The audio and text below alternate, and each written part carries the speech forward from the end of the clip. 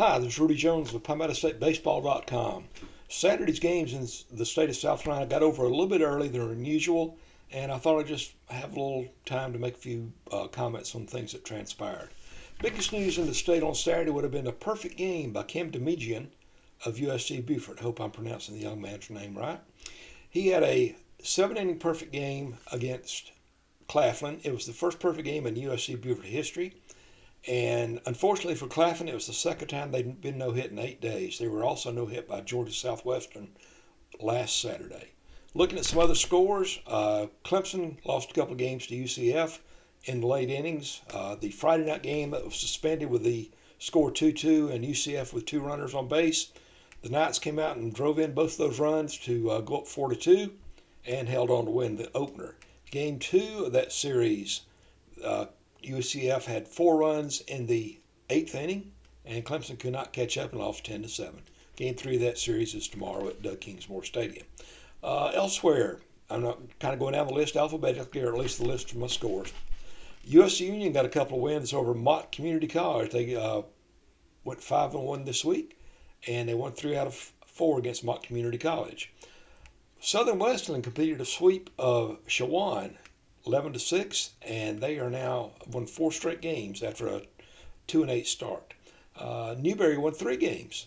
How'd that happen, you say? Well, they won the completion of Friday night's suspended game, then won both games of the doubleheader on Saturday. Donovan Ford had 10 hits in those 3 games. Not a bad weekend. They also play Indiana, Pennsylvania again tomorrow. Coker got a walk-off win over Limestone to win 4-3 in the opener of their series. Anderson swept Lincoln of Pennsylvania, and in Game 2, they also got a walk-off victory. North Greenville had its 13-game winning streak to open the season snapped by Francis Marion in the finale of a Conference Carolina series down in Florence.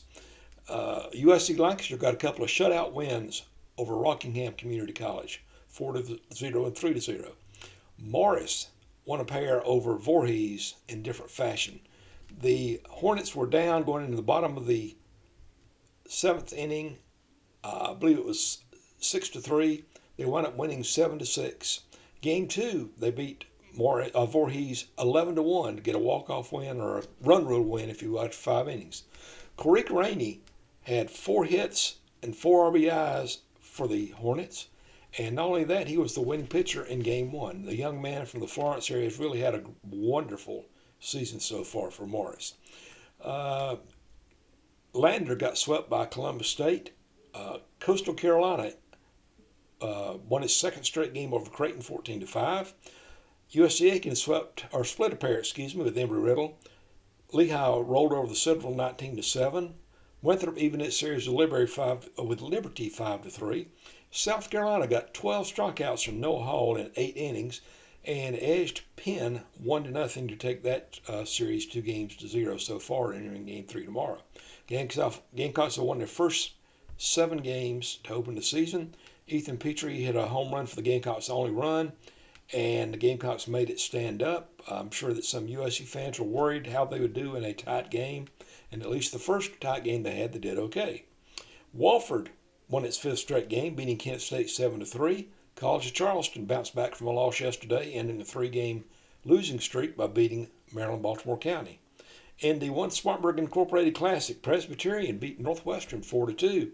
The Blue Hose got their first win over a Big Ten team in 10 years. That's pretty nice. Toledo beat USC Upstate. The Spartans now 0-2 in the Spartanburg Classic.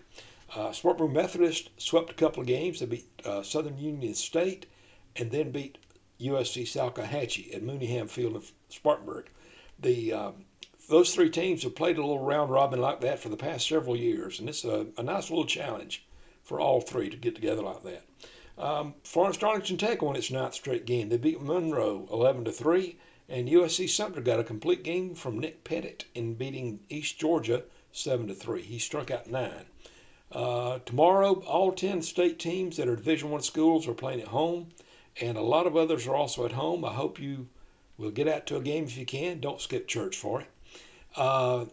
And on Sunday nights, please go to PalmettoStateBaseball.com. I do a lot of things such as team ratings, team of the week, and hit some more highlights, and I just try to promote the game of college baseball in South Carolina any way I can. If I happen to leave your team out tonight as I'm trying to go over this little recap, I apologize. But again, thank you for your support of PineMeadowStateBaseball.com, and share information about it with other folks who might also like college baseball in South Carolina. Until tomorrow or later, this is Rudy Jones saying have a great night. Bye-bye.